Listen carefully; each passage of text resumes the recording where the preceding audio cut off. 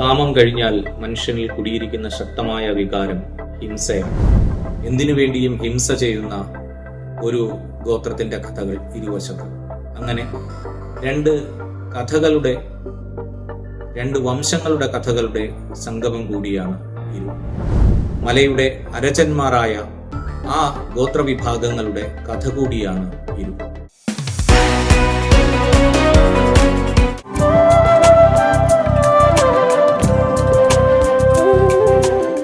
നവമാധ്യമങ്ങളുടെ ഈ കാലം ഏറെ സങ്കീർണവും ചടുലവുമാണ്.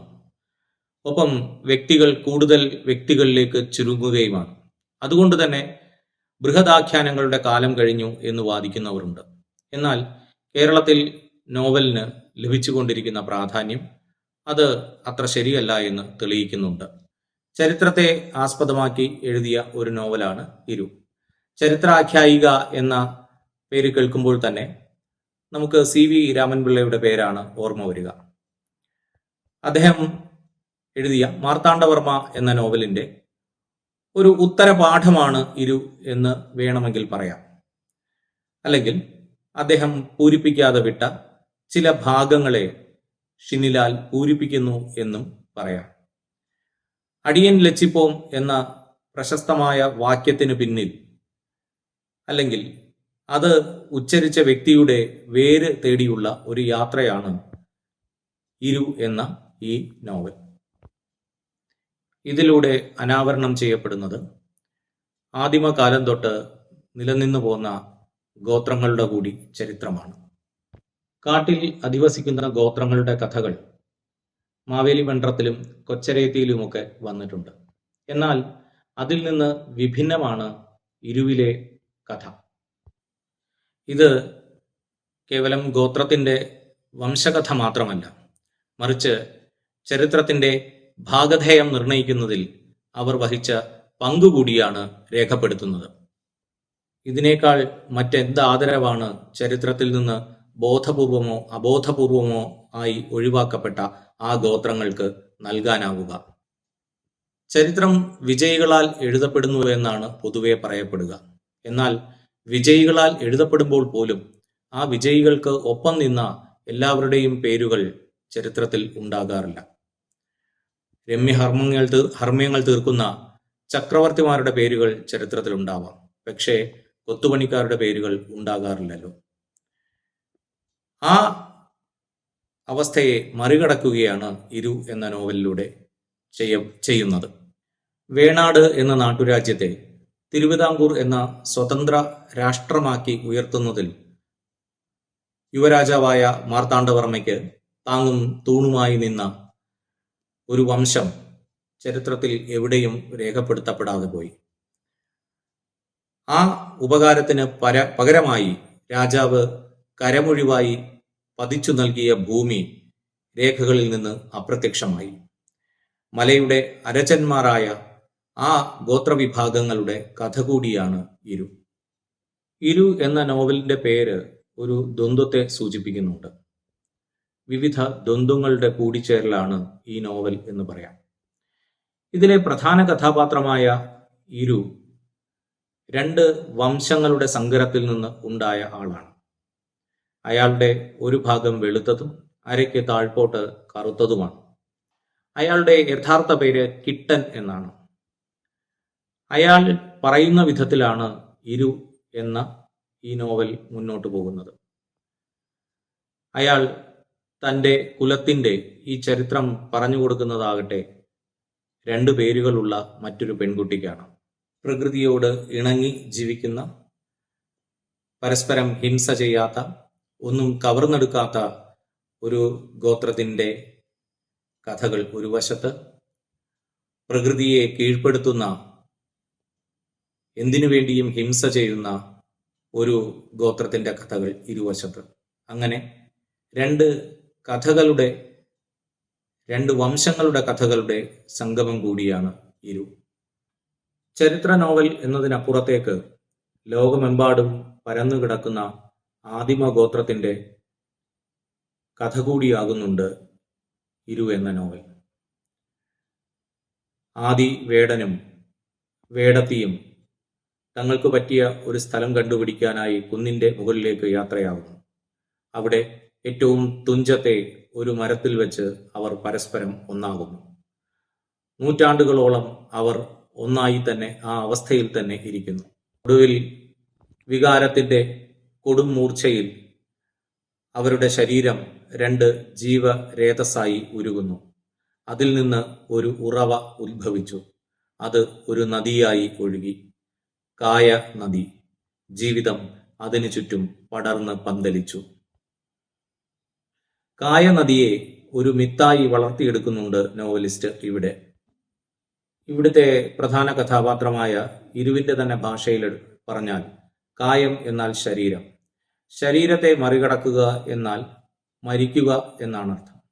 അതിനാൽ തന്നെ കായ നദി മറികടക്കരുത് എന്ന ഒരു വിശ്വാസം വേടർക്കിടയിൽ ഉണ്ടത്രേ. നശ്വരമായ ജീവിതത്തിനും അനശ്വരമായ മരണത്തിനും ഇടയിലുള്ള ഒരു നദിയായി കായനദി ഈ നോവലിലാകെ പരന്നു കിടക്കുന്നു. ഹിന്ദു വിശ്വാസപ്രകാരമുള്ള വൈതരണി എന്ന നദിയും ഗ്രീക്ക് മിഥോളജിയിലെ സ്റ്റൈക്സ് എന്ന നദിയും അതുപോലെ തന്നെ ജപ്പാനിൽ ഉള്ള സാൻസു എന്ന നദിയും ജീവിതത്തിൻ്റെയും മരണത്തിൻ്റെയും അഥവാ ജീവിതം എന്ന ലോകവും മരണം എന്ന ലോകത്തിനും ഇടയിൽ കിടക്കുന്ന നദികളായി നമുക്ക് നേരത്തെ തന്നെ പരിചയമുണ്ട്. അവസാന ഭാഗത്ത് ഇരു എന്ന കഥാപാത്രം നൽകുന്ന അഭിമുഖത്തിൽ പറയുന്നുണ്ട്, ഈ ലോകമെമ്പാടും പരന്ന് കിടക്കുന്നവനായിരുന്നു വേടൻ. അവനില്ലാതെ കഥകളില്ല, അവനില്ലാതെ നാടോടി കഥകളില്ല, സാഹിത്യമില്ല എന്ന്. ലോകത്ത് കാണുന്നതെല്ലാം വേടനിൽ നിന്ന് ഉത്ഭവിച്ചതാണ്. ആദി കാവ്യമെഴുതിയ വാൽമീകി വേടനായിരുന്നു. ഈ കായനദിയുടെ കഥയാലോചിക്കുമ്പോൾ ഇരു പറഞ്ഞ ഈ വാചകങ്ങൾ സാധൂകരിക്കപ്പെടുന്നതായി തോന്നുന്നുണ്ട്. ഒരേ സ്ഥലത്ത് പിറവിയെടുത്ത മനുഷ്യർ പിന്നീട് പല പല ഗോത്രങ്ങളായി പിരിഞ്ഞ് പല സ്ഥലങ്ങളിലേക്ക് പോയി. എന്നാൽ അവന്റെ ഉള്ളിൽ കിടന്ന കഥയിലെ ആ നദി വറ്റിയില്ല. അത് പല പേരുകളിൽ പല സ്ഥലങ്ങളിലേക്ക് ഒഴുകി പരന്നു. വേടന്റെ കായനദിയെ സാധൂകരിക്കുന്ന ഉദാഹരണങ്ങൾ ഒരുപാട് ഗോത്രകഥകളിൽ നമുക്ക് കണ്ടെത്താൻ സാധിക്കും. ചെതലിമലയും വെള്ളിയാങ്കല്ലും മലയാളികൾക്ക് പ്രിയപ്പെട്ട മിത്തുകളാണ്. അതുപോലെ കായനദിയും മലയാളികൾക്ക് പ്രിയപ്പെട്ട ഒരു മിത്തായി മനസ്സിൽ കുടിയിരിക്കും. കാമം കഴിഞ്ഞാൽ മനുഷ്യനിൽ കുടിയിരിക്കുന്ന ശക്തമായ വികാരം ഹിംസയാണ്. ഹിംസയുടെ വേരുകൾ ആദി മനുഷ്യന്റെ കാലത്തോളം ചെല്ലുന്നുണ്ട്. ആബേലിനെ കൊന്ന കായേന്റെ കഥ ഹിംസ മനുഷ്യന് സാഹോദര്യത്തിൽ ആയിരുന്നു എന്ന് തെളിയിക്കുന്നുണ്ട്. ശാന്തമെന്ന് തോന്നുന്ന ആവാസ വ്യവസ്ഥകൾ ഹിംസയിലാണ് വേരൂന്നി നിൽക്കുന്നത് എന്ന് നോവലിസ്റ്റ് തന്നെ ആമുഖമായി പറയുന്നുണ്ട്. ഇവിടെ ഹിംസ പല രൂപത്തിൽ പ്രത്യക്ഷപ്പെടുന്നുണ്ട്. നിഷ്കളങ്കരായ ഗോത്രവർഗക്കാരോട് പരിഷ്കൃതനായ ആധുനിക മനുഷ്യൻ ചെയ്യുന്ന ഹിംസയാണ് ഒന്ന്. പരിഷ്കൃതരായ മനുഷ്യർ തങ്ങളിൽ ദുർബലരായവരോട് ചെയ്യുന്ന ഹിംസയാണ് മറ്റൊന്ന്. ഇത് രണ്ടും ദൗർഭാഗ്യവശാൽ പരിഷ്കൃത മനുഷ്യൻ ചെയ്യുന്നതാണ് എന്നുള്ളതാണ് യാഥാർത്ഥ്യം. അപരിഷ്കൃതർ എന്ന് വിളിക്കപ്പെടുന്ന ഗോത്രക്കാർ കാണിക്കാരും വേടന്മാരും ആയി പിരിഞ്ഞിട്ട് പോലും സാഹോദര്യം കാരണം അവർ പരസ്പരം ഏറ്റുമുട്ടുകയോ പരസ്പരം കൊല്ലുകയോ ചെയ്യുന്നില്ല. എന്നാൽ നിസ്സാരമായ സ്വാർത്ഥത കൊണ്ട് പരിഷ്കൃതൻ എന്ന് വിളിക്കപ്പെടുന്ന മനുഷ്യൻ തങ്ങളുടെ തന്നെ സഹോദരന്മാരെ കൊല്ലുന്നു. ഇതിലെ പ്രധാന കഥാപാത്രമായ വെട്ടേക്കോട്ട് വീട്ടിലെ വിക്രമൻ തമ്പി നേരിട്ട് ഈ ഹിംസയിൽ പങ്കാളിയാകുന്നുണ്ട്. ലോകത്തിലെ ഏറ്റവും വലിയ ഹിംസ, രണ്ടാം ലോകമഹായുദ്ധത്തിൽ അയാൾ ഒരു സൈനികനായിരുന്നു. മേജറായിട്ടാണ് അയാൾ പട്ടാളത്തിൽ നിന്ന് വിരമിക്കുന്നത്. പിന്നീട് തന്നോടൊപ്പം പ്രവർത്തിച്ച് ഒടുവിൽ സഹോദര തുല്യനായ ഒരു വ്യക്തിയോട് മേജർ ഷിറാഫ് എന്ന സൈനികനോട് പോലും അദ്ദേഹത്തിന് ഏറ്റുമുട്ടേണ്ടി വരുന്നുണ്ട്. മനുഷ്യൻ എത്രത്തോളം ഹിംസയിലേക്ക് വീഴ്ത്തപ്പെടുന്നു എന്നുള്ളതിന്റെ ആഖ്യാനം കൂടിയാണ് ഇരു. ചരിത്രത്തെ വർത്തമാനകാലത്തിന് മുഖാമുഖം നിർത്തുമ്പോൾ എന്താണ് നോവലിസ്റ്റിന് പറയാനുള്ളത്? അത് കേവലം വംശങ്ങളുടെ കഥയല്ല. അത് മനസ്സിലാകണമെങ്കിൽ ഇലവങ്കോട് ലബ്ബ എന്ന ഒരു മുസ്ലിം അവധൂതനൊപ്പം നമ്മൾ കുറച്ചു നേരം സഞ്ചരിക്കണം. തമിഴകത്തു നിന്ന് വേണാട്ടിലേക്കുള്ള അയാളുടെ സഞ്ചാരം ഒരു കാട്ടുപാതയിലൂടെയാണ്. ഏറെ ഭ്രമാത്മകമായ ഒരു യാത്രയാണത്. വഴിയിൽ വെച്ച് അയാൾ മാടനെ കാണുന്നുണ്ട്. ജീവിതത്തിന്റെ ഉണ്മ തിരിച്ചറിഞ്ഞ ആ സന്യാസിയെ, ആ മുസ്ലിം സന്യാസിയെ ആരോഗ്യപ്പച്ച എന്ന ഏറ്റവും വിശിഷ്ടമായ ഇല നൽകി യാത്രയാക്കുകയാണ് ആ മാടൻ. പിന്നീട് ഹിന്ദുക്കളുടെ ദൈവമായ, അല്ലെങ്കിൽ ഗോത്രദൈവം എന്ന് തന്നെ വിളിക്കാവുന്ന 3 അമ്മ ദൈവങ്ങളെയും അയാൾ കണ്ടുമുട്ടുന്നു. തന്റെ തങ്ങളുടെ മതസ്ഥനല്ലാതിരുന്നിട്ട് കൂടി അയാളെ അനുഗ്രഹിച്ചാണ് യാത്രയാക്കുന്നത്. ഈ സന്യാസി വര്യന് വെട്ടേക്കോട് വീട് പ്രാർത്ഥിക്കാൻ ഇടം നൽകുന്നത് ഒരു അമ്പലത്തിലാണ്. അങ്ങനെ ആ വീട്ടിലെ അന്നത്തെ കാർന്നവരായ പരമേശ്വരൻ തമ്പി ഇദ്ദേഹത്തിന് സഹോദര തുല്യനാകുന്നു. ഒടുവിൽ ആ വീട്ടിൽ നിന്ന് യാത്ര പറഞ്ഞ് പിരിയുമ്പോൾ അദ്ദേഹം താളിയോല എഴുതിയ ഒരു ഖുറാനാണ് തമ്പിക്ക് സമ്മാനമായി നൽകുന്നത്. തമ്പി ആ ഖുറാനെ തൻ്റെ കുലദേവതയ്ക്കൊപ്പമാണ് പ്രതിഷ്ഠിക്കുന്നത്. കുലദേവതയ്ക്ക് പടുക്കയിടുമ്പോൾ താൻ ഈ ഖുറാന്റെ മുന്നിലും നിവേദ്യം അർപ്പിക്കും എന്ന് അയാൾ വാക്കുകൊടുക്കുന്നുണ്ട്. ഇത് സത്യകാലമാണ് എന്നും ഈ കാലം മുടിയുന്നത് വരെ മാത്രമേ ഇത് നിലനിൽക്കൂ എന്നും ഈ കാലം മുടിയുമ്പോൾ ഈ നാടും മുടിയും എന്നും ആ സൂഫി വര്യൻ പ്രവചിക്കുന്നുണ്ട്. പിന്നീട് ഒരു സമയം ഖുറാന് പടുക്കയിടുമ്പോൾ അതിന് എതിർക്കുന്ന 2 വിഭാഗങ്ങളായി കാലം ആ സത്യത്തെ മുന്നിൽ കൊണ്ടുവന്ന് നിർത്തുകയും ചെയ്യുന്നുണ്ട്.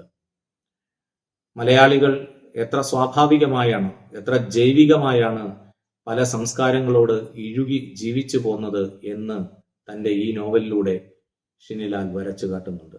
ഒരുപക്ഷെ ആ ചരിത്ര സത്യത്തെ ദേവതകളും പിശാചുക്കളും മനുഷ്യനും ഖുറാനും അമ്പലങ്ങളും എല്ലാം ഒന്നു ചേർന്ന് ഒന്നായി ജീവിച്ച ആ ചരിത്ര സത്യത്തെ ആഖ്യാനം ചെയ്യുക എന്നതുകൂടിയാവും ഇതുകൊണ്ട് അദ്ദേഹം ഉദ്ദേശിച്ചിരിക്കുക.